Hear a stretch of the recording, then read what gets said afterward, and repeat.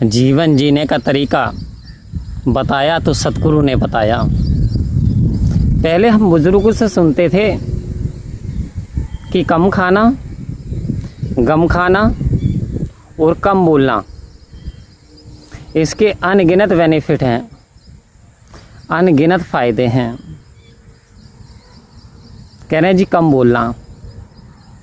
इंसान यदि हद से ज़्यादा बोले, यदि दो व्यक्ति आपस में बात कर रहे हैं या कोई समूह आपस में बात कर रहा है और व्यक्ति वहाँ जान करके अपनी बात बीच में उनको टोक दे और अपनी बात छेड़ करके बैठ जाए, उनकी बात ना सुने, तो वो वहाँ पे यही कहेंगे कि भाई हमने आपसे बात कब करनी, आप बीच में आन करके टांग क्यों लड़ा रहे हो।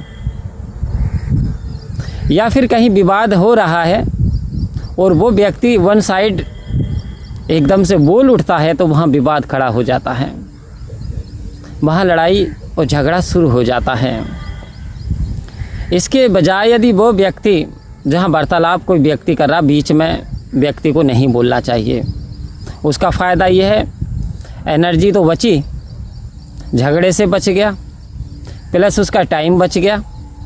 और टाइम बहुत सबसे बड़ा जो कीमती बताया वो समय बता दिया, क्योंकि जो समय बीत रहा है बहुत तेज़ी से बीत रहा है और हमें इस समय को वैल्यूएबल बनाना है, यानी हमें कीमती बनाना है इस समय को।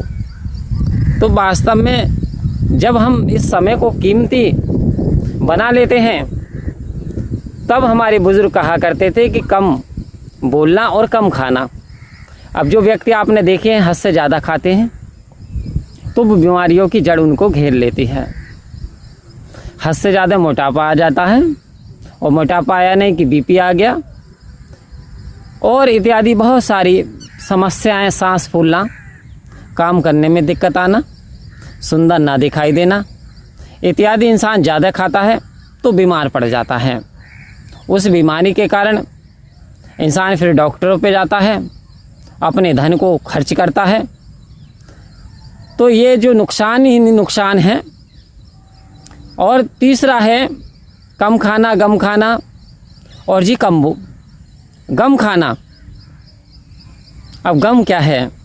अब संत महात्माओं गम खाना बियरनेस, सहनशीलता, सहनशीलता, tolerance is the great quality of the human. सहनशीलता मनुष्य का सबसे बड़ा गुण बता दिया गया है। एक बार महात्मा बुद्ध निकले हुए चले जा रहे थे, किसी गांव में पहुंचे भिक्षा के लिए। वहाँ पे के जो पुजारी थे उन्होंने वहीं पर उन्हें रोक दिया और उन्हें भद्दी भद्दी गालियाँ देने लगे कि यंगस्टर है, नौजवान है, भिक्षा मांगता है। जब गालियाँ पे गाली दे रहे थे और आप मुस्कुरा रहे थे, तो उनमें से व्यक्ति बोला कि भाई हम तो तुम्हें गाली दे रहे हैं, लगातार गालियाँ दे रहे हैं, आप क्यों मुस्कुरा रहे हो, इसका कारण क्या है? तब उन्होंने बताया कि ये जो तुम गालियाँ मुझे दे रहे हो या जो बातें मुझे बता रहे हो मैं ले ही नहीं रहा। बोले कैसे? हम तो दे रहे हैं, तुम कैसे नहीं ले रहे भाई? तुम इस पे ऑब्जेक्शन क्यों नहीं उठा रहे? तो वो कह रहे हैं कोई चीज़ यदि आप मार्केट से लाते हो ख़रीद के तो वो तुम्हारी हो जाती है। बोले जी हाँ। अब मैंने आपसे गालियाँ ली ही नहीं, तो जहाँ से ये गालियाँ आई वहीं पे चली जाएंगी।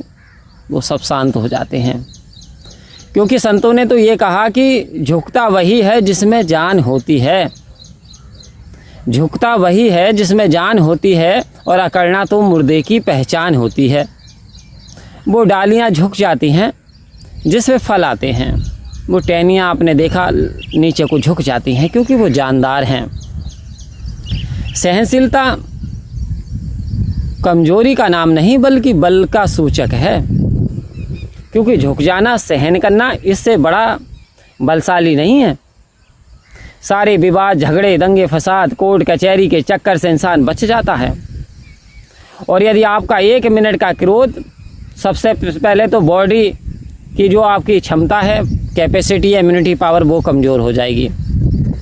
यहाँ डॉक्टर बताते हैं 1 मिनट का क्रोध करने से इंसान की 10,000 सेल्स जल करके नष्ट हो जाती हैं। मस्तिष्क की या बॉडी की जो कोशिकाएं होती हैं अब बताइए 1 मिनट का क्रोध करने से जब 10,000 कोशिकाएं जलकर नष्ट होती हैं तो इंसान की जो दिमाग की क्षमता वो कमज़ोर होगी, पाचन क्षमता कमज़ोर होगी, सहनशीलता कमज़ोर हो जाएगी इत्यादि अवगुण, यानी कह सकते हैं we can say that other डिसक्वालिटीज एंटर कर जाएंगी उसकी बॉडी में। तो कह रहे हैं गम खाना, सदगुरु तो यही सिखा रहे हैं, जो पावरफुल हुआ करते हैं वो झुक जाते हैं, और झुक कर के इंसान की बताइए कि शान है, झुकना इंसान की शान है, और मेरे भाई अकड़ना तो मुर्दे की पहचान है। अब जो व्यक्ति ऐंठ जाते हैं, अकड़ जाते हैं, आप सहनशीलता से बात करते हैं, आप प्यार से बात कर रहे हैं, आपका व्यवहार अच्छा दूसरे के प्रति, बट दूसरे का आपके प्रति नहीं है, तो आपका क्या रिएक्शन होना चाहिए? यदि आपका भी वैसे ही रिएक्शन हुआ तो उस व्यक्ति और आप में क्या अंतर रह गया? आज सदगुरु माता सुदीक्षा जी यही हमें जीवन जीने का तरीका बता रही हैं कि प्यार से रहिए और प्यार से कहिए। आओ संत महात्मा इशारे को समझें, और यदि हमने इशारे को समझ लिया तो कहा कि जो काम दवा से हो ना सके वो काम दुआ से होता है, और जब सच्चा मुर्शद मिलता है तो बात खुदा से होती है। सच्चा मुर्शद, सच्चा सदगुरु आज हमारे जीवन में आया, क्या हमारी बात ईश्वर से हो पा रही है? क्या हमारा कनेक्शन मिल गया है? तो राजपिता जी बता रहे थे कि हाँ, परमात्मा से बातें होती हैं, एक गुरसिक परमात्मा से बात कर सकता है, लेकिन जो मैंने नंबर लगाया क्या मेरा वो नंबर सही है?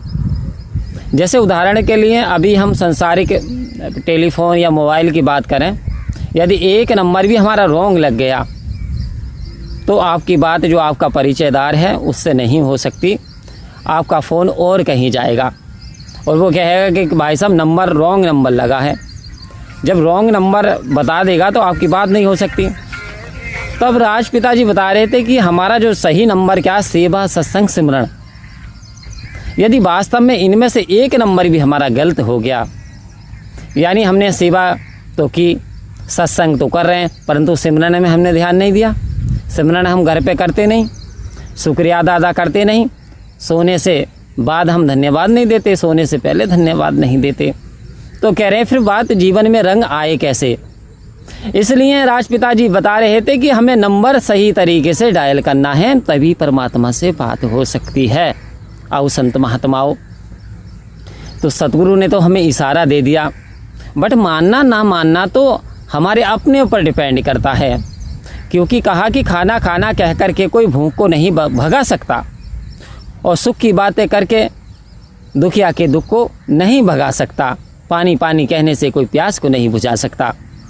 यानी पानी पीना पड़ेगा प्यास बुझाने के लिए, खाना खाना पड़ेगा इस शरीर के लिए। तो सदगुरु कह रहे हैं ये जो विचार आ रहे हैं, इस विचारों को पहले तो आपको सुनना है, फिर उसको मनन करना है, उसके उपरांत कह रहे हैं बहुत महत्वपूर्ण एक काम और बचा कि ज्ञान कर्म में ढल जाए तो जीवन का श्रृंगार बने। अब संत महात्मा उस ज्ञान को कर्मों में ढालना है, अपनी लाइफ में उतारना है, अपने जीवन में लागू करना है, अप्लाई करना है। और जब हमने सतगुरु के वचनों का पालन किया तो जितने भी विकार हैं, विषय हैं, बुराइयां हैं, इनसे हम दूर हो जाएंगे, ये हमसे दूर हो जाएंगी, फिर हम निर्लेप हो जाएंगे, फिर हम निर्विकार हो जाएंगे, फिर हमारा निराकार के साथ रिश्ता और मजबूत हो जाएगा, फिर सदगुरु की हम पे असीम कृपा और बरसेगी। क्योंकि एक बच्चा यदि पिता की बात का, आज्ञा का पालन करता है, पिता ये चाहता हर वस्तु दुनिया की मैं उसके कदमों में रख दूं। आओ संत महात्माओं, क्या ये परम पिता परमात्मा हमारा पिता नहीं? क्या सदगुरु हमारी पिता नहीं? क्या सदगुरु हमारी माता जी नहीं? यदि हमें सोचने का विषय है, यदि हम इनके बताए हुए वचनों पर चलें तो हम पे भी असीम कृपा बरसेगी। परम प्यार से बोलिए धन्यवाद जी।